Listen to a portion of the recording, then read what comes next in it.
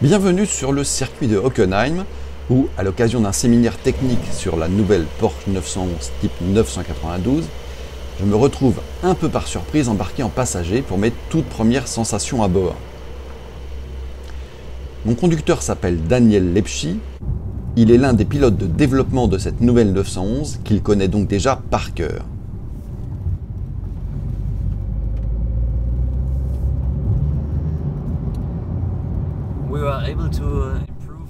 Nous avons été en mesure d'améliorer beaucoup le châssis et les suspensions. J'imagine que Thomas Marlik, le responsable du développement châssis, vous en a déjà parlé. Nous avons durci les ressorts et en même temps élargi les capacités du système d'amortissement piloté.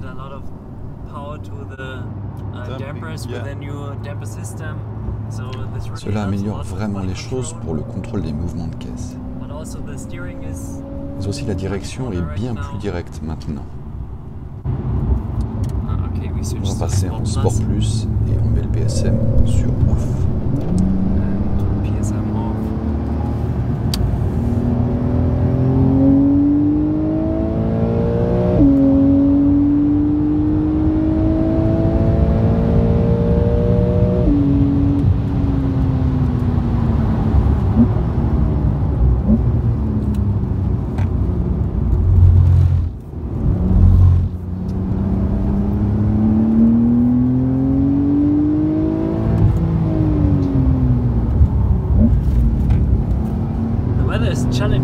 Le temps est plutôt compliqué aujourd'hui.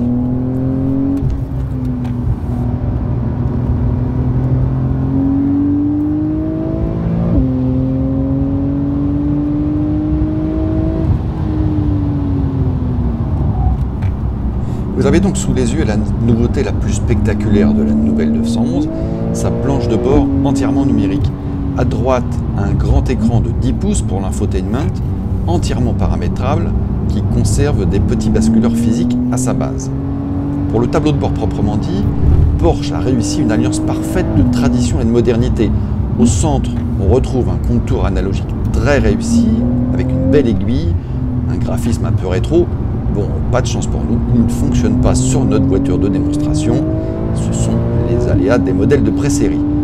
De chaque côté de ce contour, on trouve deux écrans inclinés qui reproduisent des compteurs ronds et sont susceptibles d'afficher une multitude d'informations, y compris de navigation.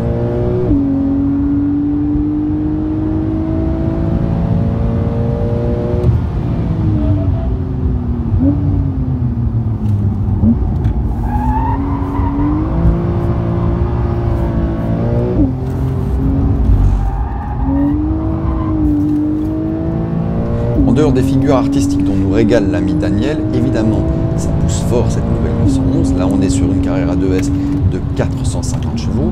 Et comme toujours chez Porsche, le freinage est aussi impressionnant que l'accélération. Là, on a une nouvelle assistance électronique de freinage, un ABS calibré plus finement. À l'arrivée, on gagnerait 12 mètres sur un freinage à 300 km/h. C'est toujours drôle, cette voiture à conduire.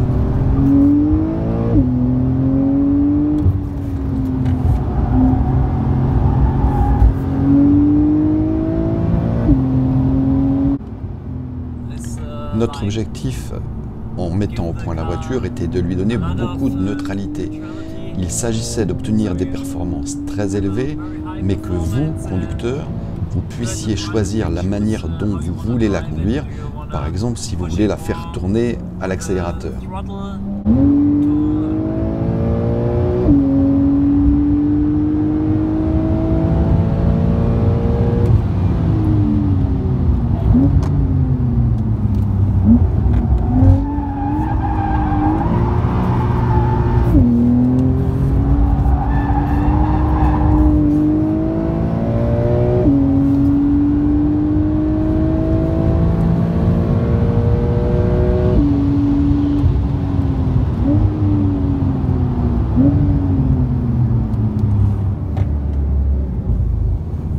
J'espère que vous avez pu voir à quel point la voiture est stable, ainsi que la qualité du contrôle du roulis de la caisse, et aussi à quel point elle est facile à conduire, y compris dans des conditions d'adhérence difficiles, avec des zones sèches et humides comme aujourd'hui.